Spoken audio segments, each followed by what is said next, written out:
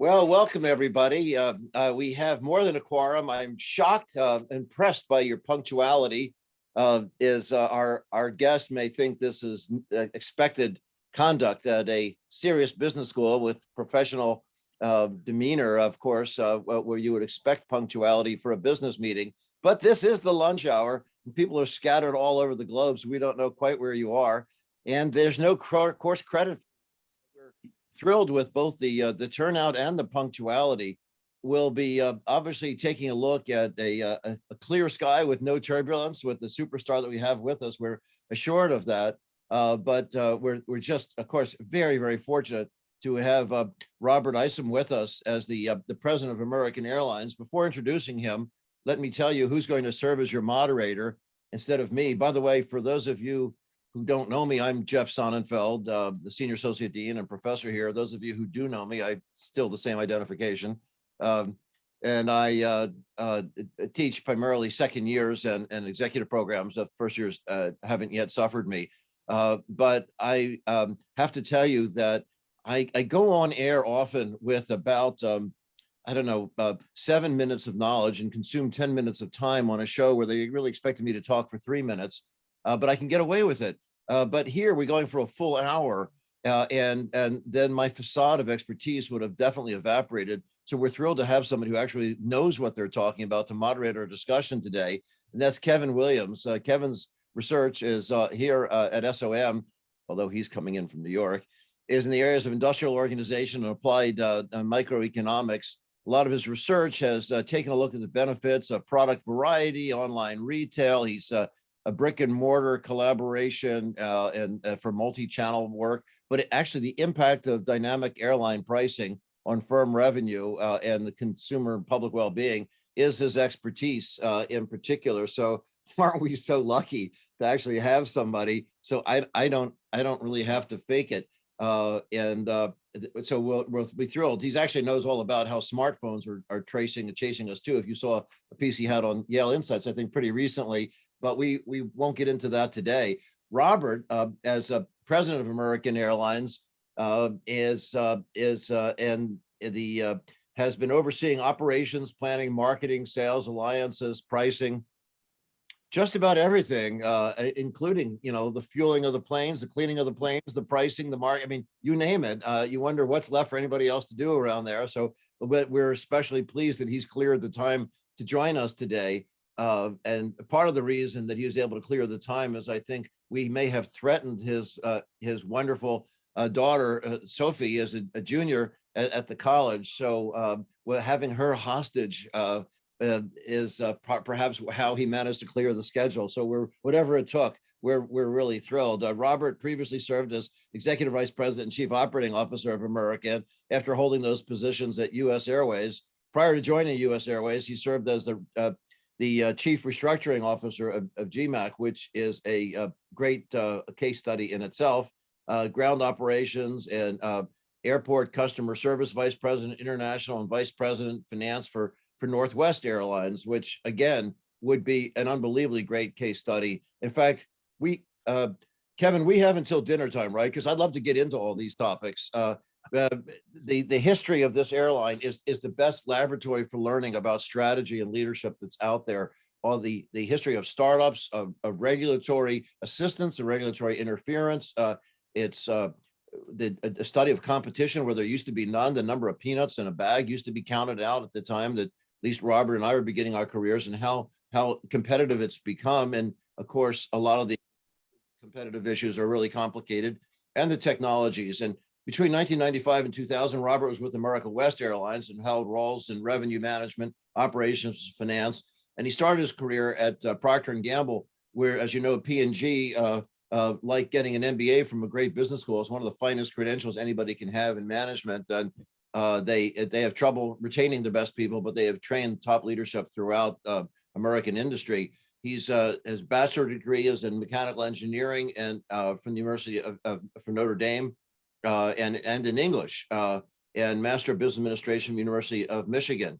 So with that as background, I should pass it over, but I won't, because I just want to say one more thing, and that is American has really been on the frontier of looking at at both health and economic recovery issues and how they're linked together in this awful catastrophic pandemic that we've been living through.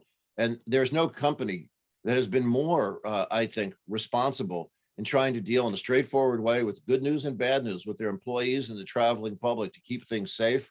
When they've had positions lobbying, whether or not it was for about a year ago now, there was a major bailout helping the industry. I don't know, $49-50 billion or so. And of course, the $1.9 trillion package that recently cleared last month is American with several hundred other companies was arguing very persuasively for it while it was needed, but it was not for layering the paychecks of the top leadership.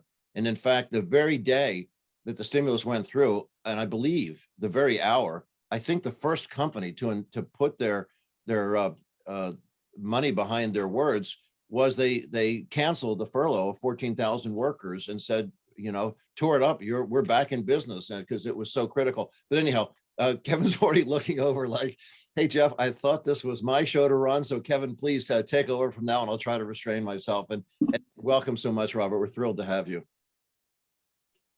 Thanks, Jeff, for that introduction. Thanks, Jeff. Robert, thanks for joining us today. We're constrained for time, so let's jump right in, Robert. So you've seen it all. You've gone through mergers, recessions, post 9/11. And I guess my first question is, how have all these events shaped your management style? Well, hey, Jeff and Kevin, thanks for the opportunity to be here today. And I appreciate people tuning in. Love to talk about American. Look, the last year has been, clearly the worst experience that, I've had in my long career in the airline business and in other places too. And it's helped us really get to what's important about what we do. A few years back, we spent a lot of time with the frontline team talking about what our purpose is. And our purpose is to care for people on life's journey. And these experiences, these ups and downs, they drive home the message that we are a people business. We're 100,000 team members serving in good times 600,000 customers a day and treating and addressing their needs. And what's gone on has been such a human experience. We could talk about aircraft and routes and all kinds of interesting stuff. It's a people business. That's helped us get through understanding that we're in this together and we've got to find a way. So one of the things I'm thinking about, though, is just the pandemic seems so unprecedented compared to these previous events. I mean, demand dropped 90%. And so can you leverage all of your past lessons learned in the pandemic, or did you have to start over, clean slate? Well, demand dropped, 90%. Revenues dropped even more. And so, we're a business that has high fixed costs, and that's just been something that we've known for, a long time. We've got a lot of people and facilities and aircraft, and so those are things that you have to keep in mind. Going into the pandemic, we've always had a mindset of, let's make sure we have the liquidity to withstand any type of downturn. Of course, this has been a black swan type event that you'd never anticipate. But the learnings that we've gained over the years in tough times, going all the way back to 9/11 and then the financial crisis, back in 2007, 8, and 9, we were incredibly quick to get out to say, we've got to make sure that we have the liquidity, the cash available to run the business, to weather the storm. So we were quick to raise cash, conserve cash, find a way to make sure people knew that if they wanted to travel, we could do it. We could do it in a safe way, welcome them back when they want to come, and then take care of our people. And going to those, quick, hey, we got to get this in place first. That has been what's carried us through. As Jeff said, we worked hard to make sure that we raised whatever kind of capital we could on our own. We worked with the government and our unions to protect jobs. And we're really proud of what we've done. So you just talked about your people, and I imagine, for most of us, many of us, it's been a challenging year, but especially for airline employees. I believe almost 40,000 American team members took early retirement or some sort of leave. And so I'm wondering how you and American addressed company morale over the past year? Well, this has been a traumatic event in which you've been able to show really what you're about. And so, yes, you have to downsize the airline when bookings drop by 90%. You've got to size the airline so that you can withstand. And from that perspective, we did everything we could to be as friendly and helpful to team members as possible. So we invested in early out programs, leave programs that were 3 months, 6 months, 9 months, 18 months, you name it. Anything that could take care of people, we gave benefits where appropriate. It was an opportunity for us to really show that we cared for our team. And that allowed us, through all those actions, to really size the airline appropriately, limit the kind of cash burn that we had, and take care of our team. An interesting thing that that came up is just how you cared for folks that have to go out on the front lines every day. So many of us have been able to work from home, and that's fantastic. And the economy, seems to still plug on. But for so many of our team members, their work is bringing people together. That's what we do for a living. They've had to show up for work. So we've had to be incredibly transparent. We've had to increase communication like never before. And we've had to make sure our benefits as well have been designed to help people through this. So everything from, giving access to vaccinations now on site, to back during the, really the peak of the pandemic, and giving additional paid leave for team members that became sick or contact traced. We've tried to really keep a team member focus to it, and it's served us incredibly well. So, I mean, we're focusing on a lot of the downsides over the past year. There have been many, but I think there's also been a few opportunities, and I'm thinking about cargo. Everyone in the call right now might not know this, but airlines move a lot of cargo in addition to cargo-only carriers. I looked it up. I think American shipped over 1.2 billion pounds of cargo and mail in 2019. I think probably last year was really strong. I was wondering if you can talk a little bit more about how you maybe pivoted a bit to cargo over the past year. Do you think it's a short-term opportunity? So, Kevin, that's an interesting one. So in a normal year, pre-pandemic, and it's hard to get your arms around, right? The passenger airlines provide a really valuable component of the logistics chain. Okay, we don't do the last mile of delivery, but for really high value goods, we provide that air service between point to point through the bellies, the cargo areas on our aircraft. So about 50% of the world's air freight actually travels below the decks that you sit on when you're flying on a plane. And think about the pandemic, it's decimated international travel.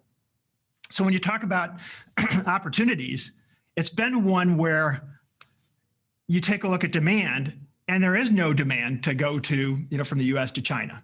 But there's a tremendous amount of cargo that needs to go. And we, early on, the view that we took was, how can we help the country as best as possible keep the wheels moving? And so whether it was protective equipment, even actually, transporting some of the early, vaccines, we got involved in that. And then on top of that, we were able to provide a critical chain, a part of the chain, in being able to deploy aircraft on dedicated cargo flights. So without passengers, we put the pilots on, we fly the planes, we go to all international locations throughout the world right now.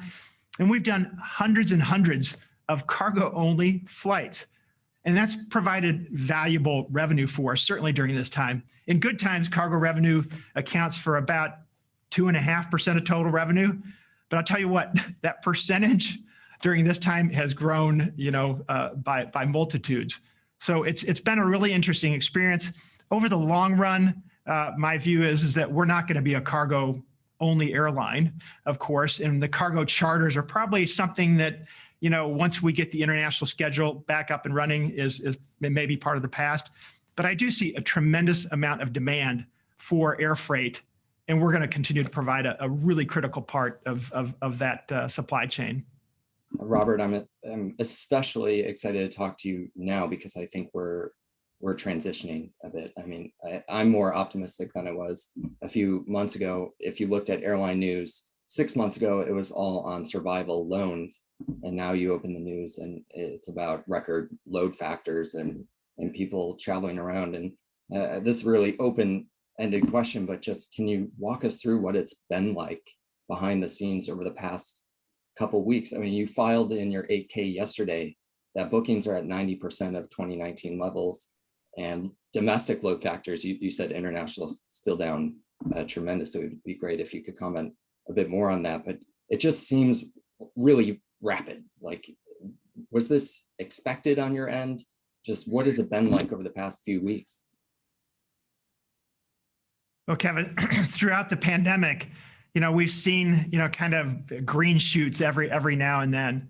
And, early on during the pandemic, and again, I know you do work in this field, but a lot of our bookings just in normal times, are within 60 to 90 days of the date of travel, right? So imagine planning a business where, your assets, aircraft and gates and planes and pilots, all those kind of things have to be planned for months and months and months in advance. And your actual bookings all come within, 60 to 90 days of point of departure. It's really hard to plan just to begin with. During the pandemic, that booking curve actually narrowed in so that most of what we saw in terms of demand was actually within a couple of weeks. And so the planning cycle became more and more rapid. We got good within our own team of being able to try to match our schedule up to the demand that was out there and plan a network that best accommodated people that wanted to travel. Throughout, American Airlines has carried 1 out of every 3 passengers that have flown in the United States. So we've done a pretty good job of it. But there's been false starts.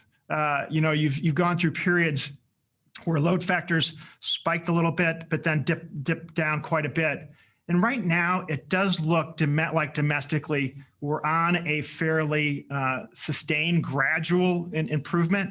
And my hope is that through vaccinations and through better testing and people really doing the right thing in terms of protection, that kind of trend is going to continue.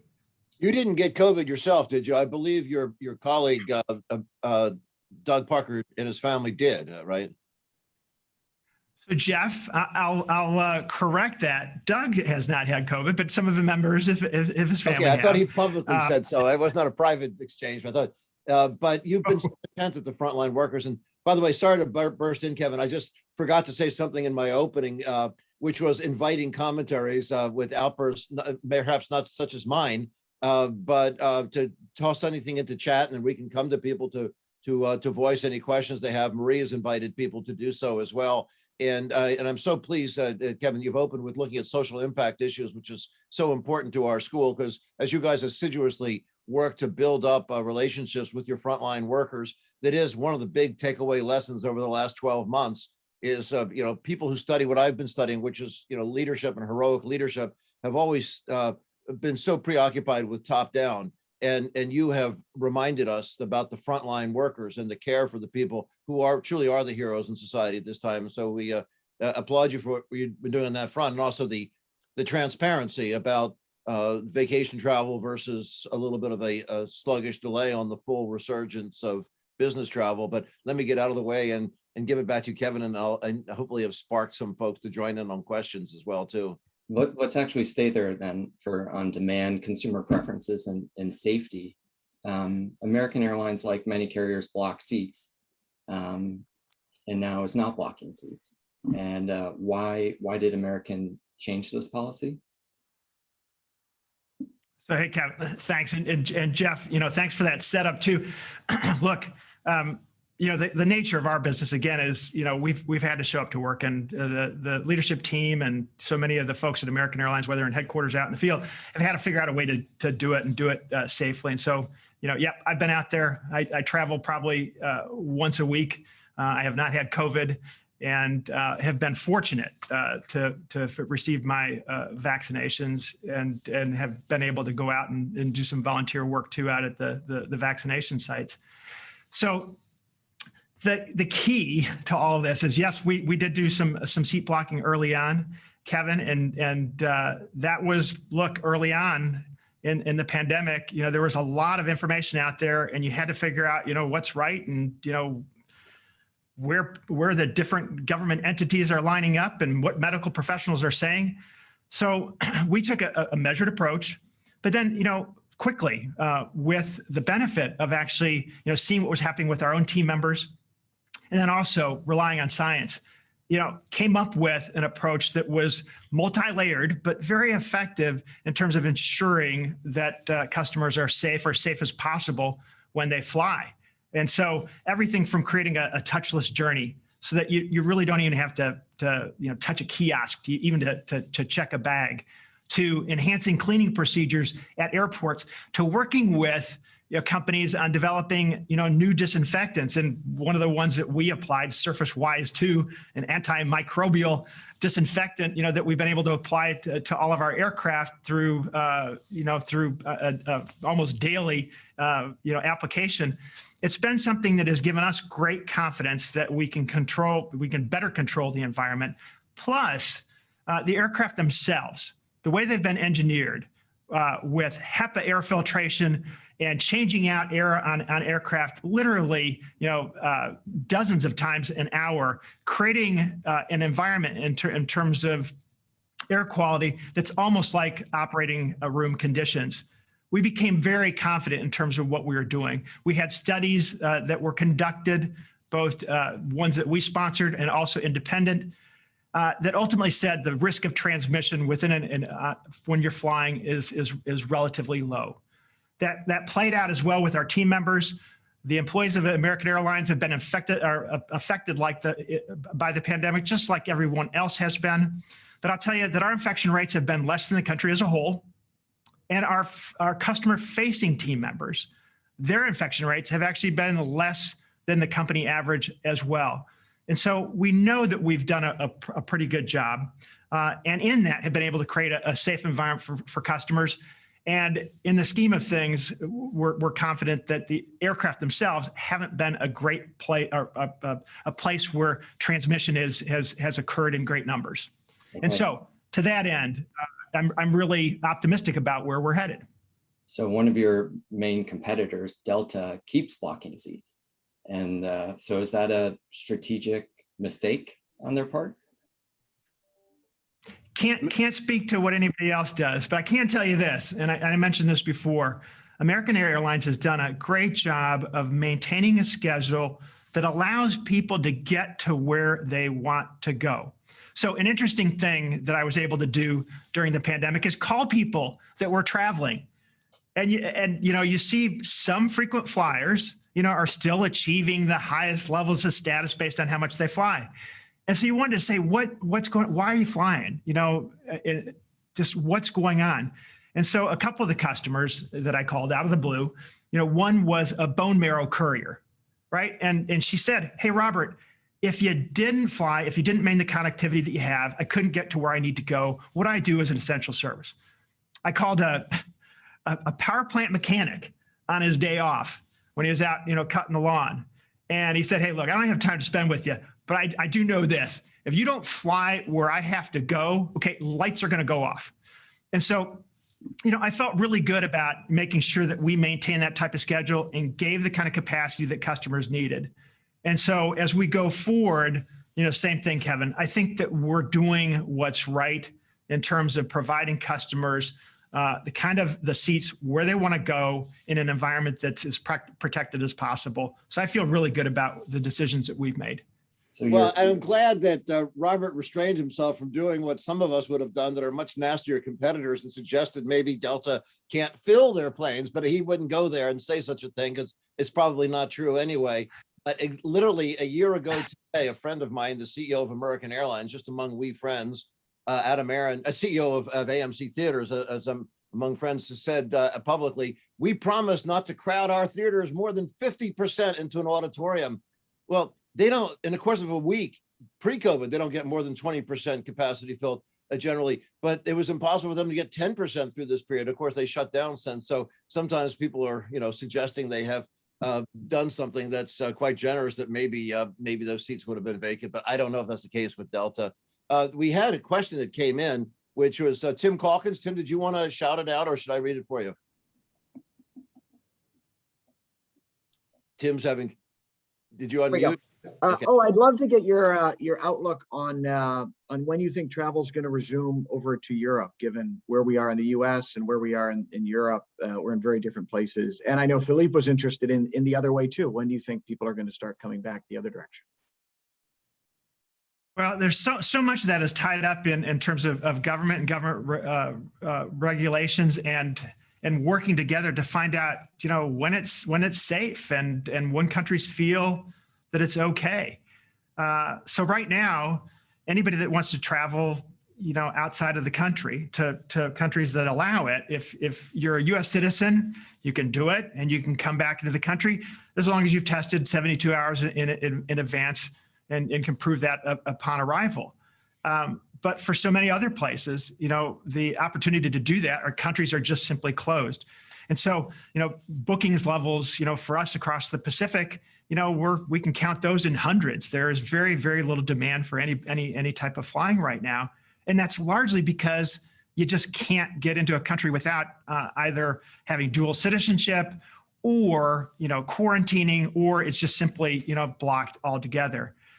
So I'm really hopeful about the level of vaccinations that are going on, and that different countries can get to a point where they feel comfortable that risks are low enough in terms of overall country infections, where travel can start again. We're doing our part by trying to make sure that customers have the information they need to when they travel. So we have an application called Verify that allows you to check each country's requirements and then more or less upload your testing, vaccinations, whatever, to see if you're okay in advance before you fly.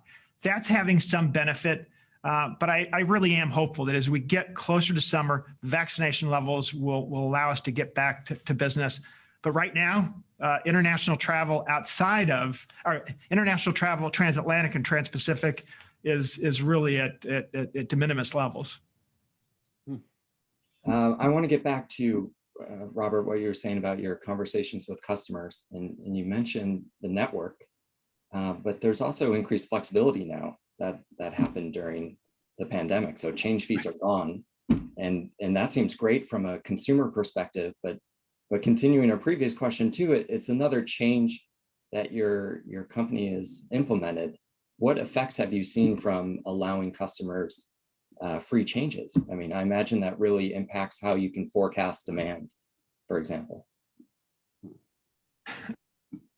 Okay, Kevin, that's great. Look, we have had to make so many rapid changes, and I'll get to change fees, but it started with re-envisioning how American Airlines would look and how we'd come out of the pandemic as well. We eliminated 150 aircraft out of our fleet, and some of those aircraft, fully paid for, had long lives on them. We did it in an effort to simplify the network as much as possible. We changed where we flew. So much of what we do right now is flying out of our Sunbelt hubs, Charlotte and DFW. A lot of the Northeast and Pacific, is not back up to speed yet, and won't be for some time. So we've had to react quickly there. You know that we've done some things from an alliance perspective to shore up areas that we've been historically weaker in. So relationships with Alaska Airlines and JetBlue. And true, when it comes to customers, we've had to take a mindset of becoming much, much easier to do business with. So, for customers that don't have certainty as to whether or not they're allowed to fly one place to the next, going and saying, hey, look, we're going to charge you all kinds of fees, it doesn't do a lot to generate either enthusiasm or comfort in the product. So we've made a change. And that's a change I think that is, we are going to be comfortable with forever. And I think that's going to make us easier to do business with. Now, of course, we have to take a look at how you best sell and service. And from that perspective, technology is helping us. We're getting so much information now in terms of the way people want to travel, what their desires are, that I'm more than confident that even giving customers more flexibility is in the long run going to be beneficial to the airline. Related to that customer sensitivity, Scarlett Ma believes there's another opportunity out there on the table. Scarlett, did you want to comment on that? Yeah, sure. I noticed that Delta claims their miles never expires, and I just checked my AA accounts, and my points are going to expire in July, and I'm worried that I will not be using it because it's still the world of COVID. So I was wondering if you have any comments on how the mileage and loyalty program can affect customer loyalty for American Airlines. Thank you.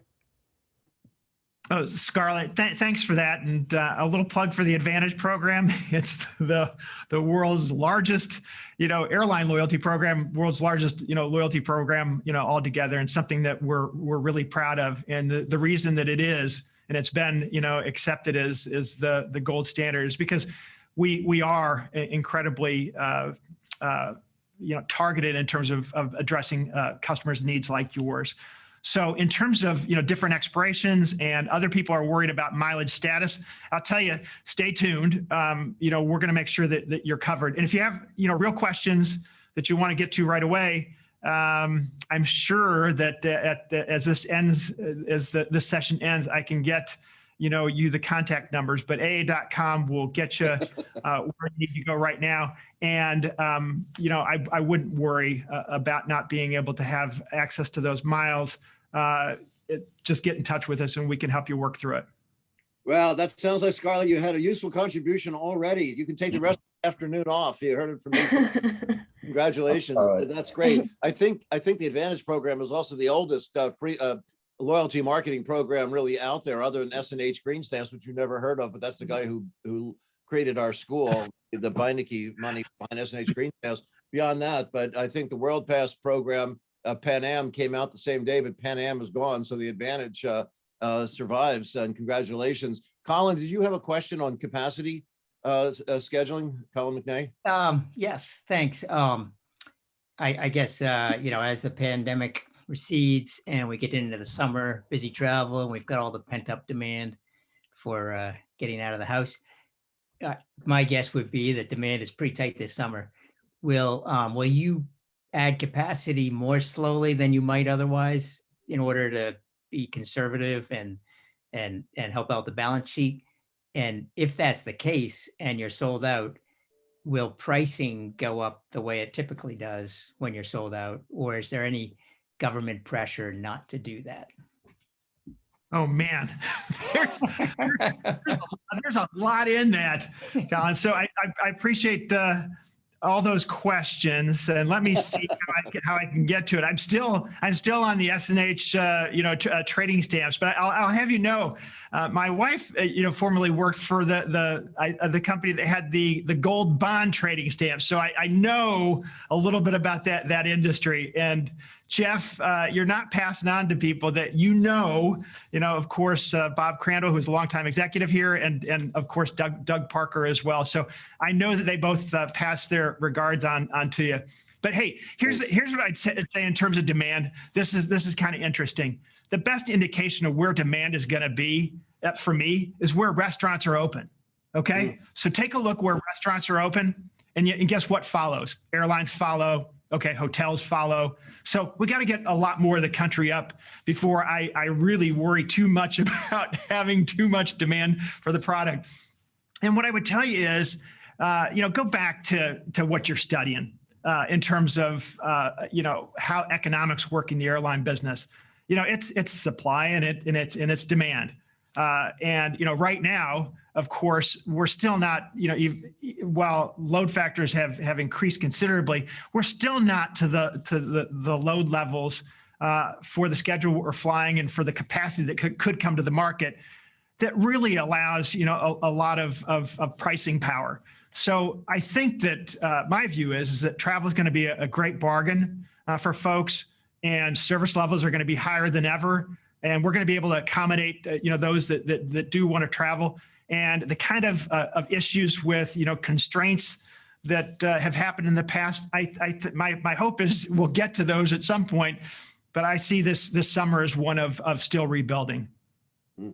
I want to continue on the summer. Robert, you said you're going where restaurants are open. I'm thinking Florida. People are also interested, I think, going to Montana, Alaska, etc. And I've seen you've really announced a big increase in capacity there. But so have your competitors.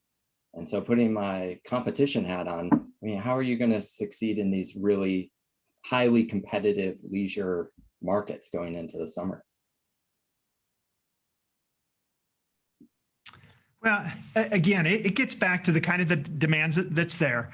But American Airlines and the network that we've built, I think is fantastic. So, when we fly a flight that goes from DFW to, say, Los Angeles, okay, less than 50% of the passengers on that flight during good times, okay, are actually have an origin and a destination that's DFW to Los Angeles.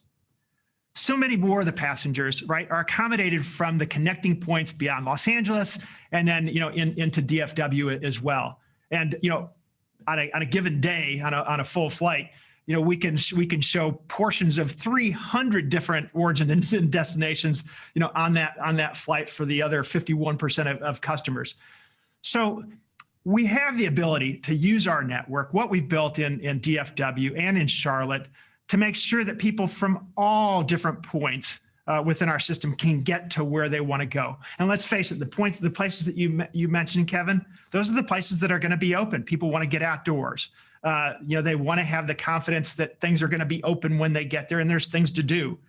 So we're going to do our best. We have a network that's incredibly powerful, and we have a way to do it, to deliver that service in a cost-effective way, which over time is going to get us back to producing positive margins. There are many questions in the chat, so I want to make sure we have some time for them. But before we get there, I want to think about the future just a little bit. And I think maybe a long-term consequence of the pandemic is increased flexibility in work. And work from home can be good maybe for many reasons. It might help the gender pay gap and close that. In fact, maybe if there's more work from home, less people will be traveling, and that's going to lower emissions. And I'm thinking about the environment. But that will, of course, negatively impact American and airlines. So how are you thinking about this issue of increased flexibility, work from home, and long-term forecasts? If you could link to that, we had a couple of questions come in on staffing issues and HR issues, somewhat COVID related, but maybe we can group some of those questions that have come in that would address also the coming pilot shortage. And if you're looking at technologies that would have a lonelier cockpit, a single pilot or so, but also if there were looming pilot shortage issues post-COVID. Okay, so that's a wide-ranging question. So help me come back to it as we talk here.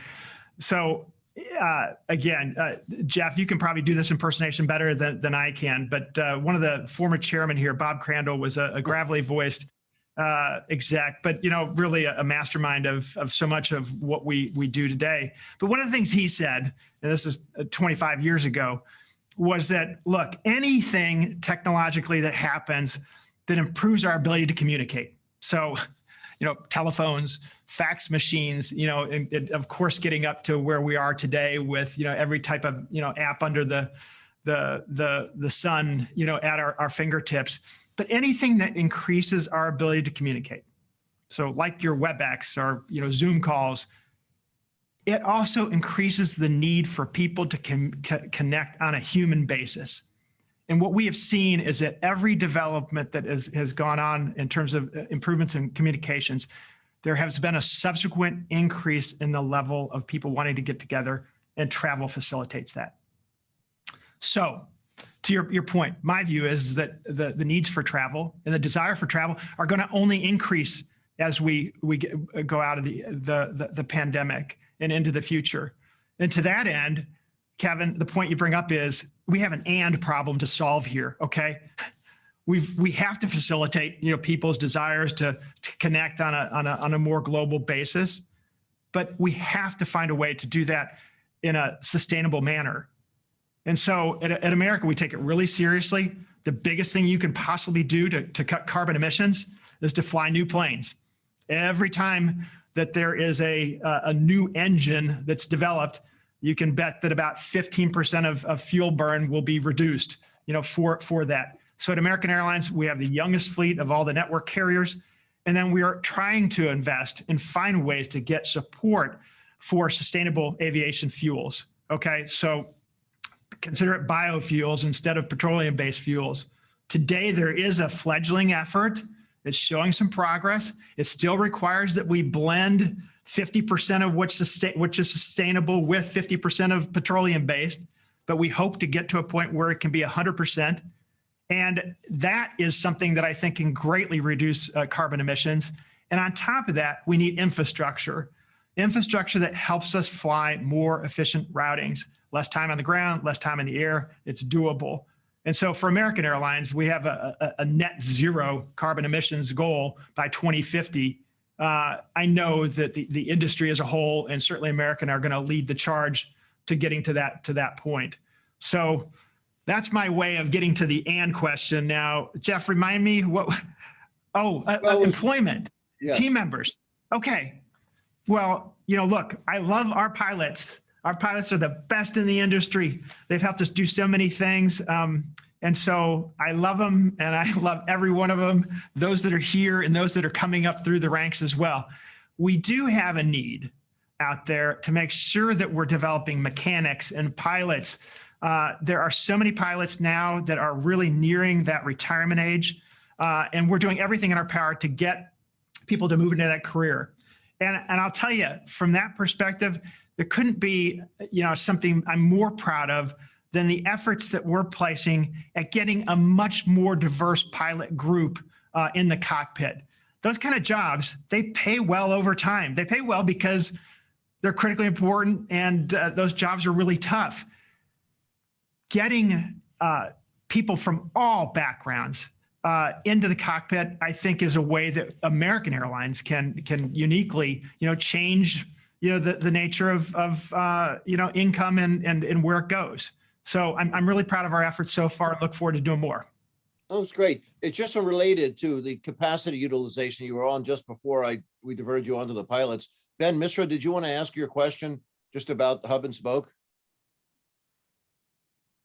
Yes, yeah. So thank you for the call, Robert. This is really enlightening.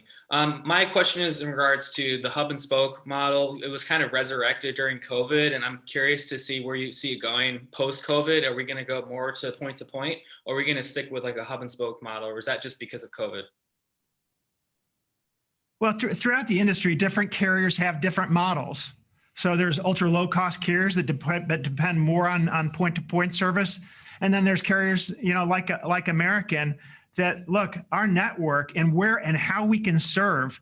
DFW is a hub that will have this summer almost 900 flights a day. Okay, and maybe a little bit less than that. But having that kind of base allows you then to be able to fly to these various places throughout the world that can only be reached by really combining different areas of demand. And so we can uniquely serve markets. And I think that that's something that is long and will bode well for American long into the future. And then look, wherever there is demand, we're going to find a way to take care of our customers. So, our Sunbelt hubs in DFW and Charlotte and Phoenix, all will do well into the future. And we've got great, connecting complexes in Chicago and Philadelphia. And these new relationships that we have, that is one thing that I will underscore is something that we will come out of this pandemic stronger than we were. The relationships that we've structured with Alaska Airlines out on the West Coast in Seattle and San Francisco and Los Angeles, and now with JetBlue and JFK in Boston, we're going to be a more formidable carrier, and certainly, being able to match up to customers' needs and the competition that's out there.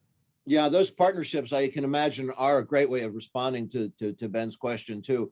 And it is interesting. Some of the question may have struck some people as odd, but in fact, it's only since I've been doing whatever it is I do that the hub and spoke system has been created. It's 1978 with deregulation that it came in. And I think the Isom gets credit for doing it first, right at deregulation in 78. But in fact, UPS was the first to bring it in, but they didn't have it as an airline, but they had it about 40 years earlier, the idea of hub and spoke for trucks. Lihan, you had your hand up in the air. Yes, I have a question for Rob about, as we see more vaccinations take place, what is your vision on perhaps a digital passport so that we can verify passengers that are vaccinated or has a negative COVID test for entry requirements? I understand that AA is partnering with Verify, but that Verify at this point, they have limited service and are unable to verify the authenticity of COVID reports. So just wondering what you think perhaps into the future, whether the digital pass will be integrated to the airline system like TSA PreCheck is, or whether it will be on a third-party platform that people have to carry another app on their phone to, along with their boarding pass. Yeah, that's a great question, because I think it's fundamental to being able to start up international service. Domestically, of course, we really have to depend on the country to get, immune as much as possible to COVID. But as we think about international travel, we have passports today, obviously, to clear customs. Some countries, as those yellow cards that, prove vaccinations, those have been essential to being able to get in and out of different countries and regions of the world. But clearly, with something as pervasive as COVID and widespread, we're going to have to do something different. Right now, we have with Verify, and there are a number of other platforms as well. So, working with IATA, which is the international, industry board, and then also A4A, which is the domestic airline industry advocacy, government lobbying group that we use. We're working on all fronts to find a way. Testing has been something that is, verifiable. You can upload it. It's accurate. Unfortunately, the repository for vaccinations has been, much more distributed and probably a lot looser. And it's not just in the United States, but it's other countries as well. So we're going to have to find a way to get that put back into a place. And, I'm with you. I do think it's going to be something that is required.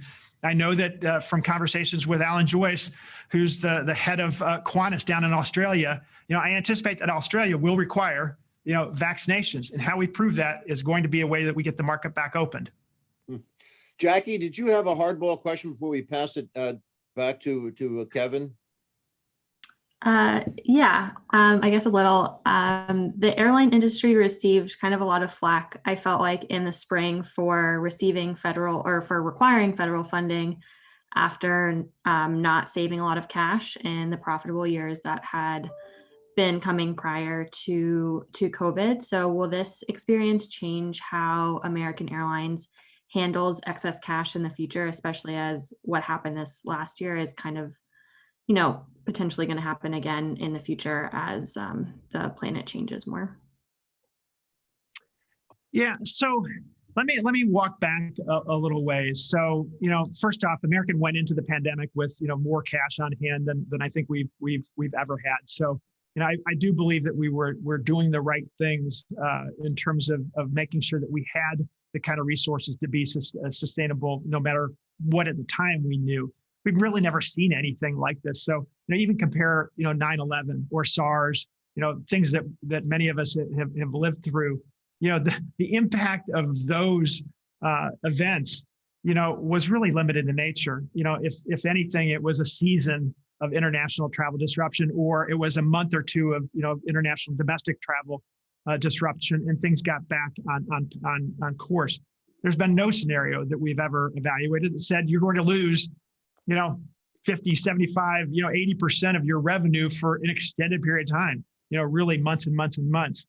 I feel very fortunate that our team members, our union leaders, we've worked incredibly closely with, really got in front of this to say, what, with a disaster like this, where infrastructure is going to be impacted so severely, we got to do something to save jobs, and to also make sure that the tracks are in place for recovery when it does come about. You can't build an airline, after the economy has rebounded. An airline, is something that, greatly facilitates the rebound of the economy. So many of our government officials, both past administration and current administration, understood that very well. And the initial effort was all around really making sure that the airlines had enough to make sure that they could weather a short storm. But then really importantly, any of the money that was granted was to ensure that we maintained, number one, employment, number two, service to regions of the country that would have absolutely positively lost service. And then, ultimately make sure the airline is ready to help out in a recovery, as opposed to being a further drag. We've done all of those very well. I think it's been a good investment by, certainly our team members that are employed now. It's been a good investment in terms of keeping the airline in place. And I believe it's going to pay off well for the country in the long run. And where we stand today, American is in good position to come out of the pandemic in good shape. We've taken on quite a bit of debt, of course, that we're going to have to work our way through. But at the same time, we're leaner. We've reduced our management team members by almost 30%. We have a more efficient fleet. We've got a better route network. And I'm confident that in the long run, we're going to do really well. Thank you. We should bring it back to Captain Williams to land the plane, because this is one short flight, that's for sure. I feel like this could, we have so many questions. This could take another 2 hours, but I know we're constrained for time, unfortunately. So I wanted to give Sharon Lynn the last question, because it hits pretty close to home for us. Hi there. Just wanted to ask more locally, what are your comments about making Tweed New Haven a real airport here? Sharon, thank you for that question. So, first off, I will say that, some of the support that we've received through the payroll support program and the COVID relief packages, I can guarantee you that is, been a factor in maintaining service at Tweed. I have experienced the Tweed on a number of occasions when I've been out visiting my daughter, Sophie. And, I can't wait for more service to be added. So we connect Tweed to Philadelphia, which of course offers incredibly convenient service then throughout the world. My hope is that we can offer more service to Tweed as demand picks up. And, one of the things about the hub and spoke network, once you're connected to one of the hubs, it becomes much more easy to do the same, out of another. So a lot of what happens at Tweed is really dependent on Yale.